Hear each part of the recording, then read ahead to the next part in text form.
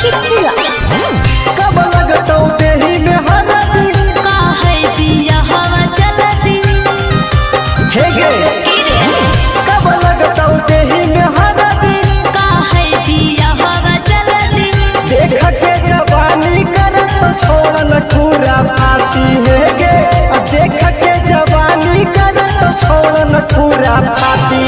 अरे तोरई खूबे प्यार बनैबै जीवन साथी। अच्छा आसले मरद हो हाथै माझे जाते जिया आसले मरद हो हाथै माझे जाते तो हिला दे गे तब की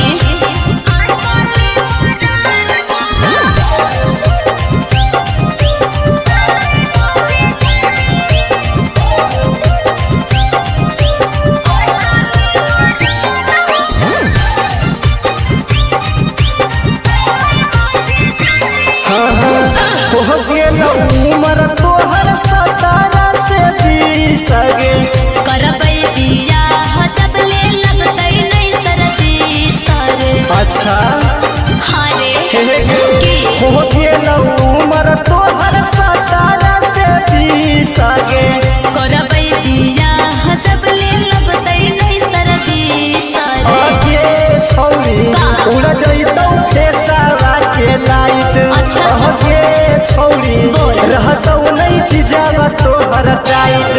अरे तोरै खूबे प्यार रे बनैबै जीवन साथी। आओ बोल आसले मरद हो हाथै माझे जाते बाबा आसले मरद हो हाथै माझे जाते।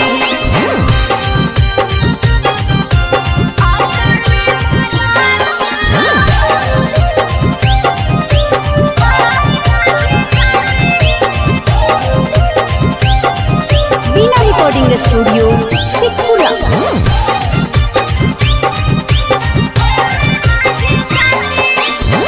जलती बना ले अखन से भाता गे चाहते नहीं बोले नहीं तो मर बहु बड़ी मार रे काहे के तो उहे लाइकी जलती बना ले बादल बिहारी के भाता गे ऐसे नहीं बोले नहीं तो मर बहु बड़ी मार रे। अहके छौरी एकरा से निक नहीं मिलतौ मरदा काहे? अहके छौरी से जपर उड़ैतौ खूबे गरदा। अरे तोरै खूबे प्यार रे बनैबै जीवन साथी। सासो के आसले मरद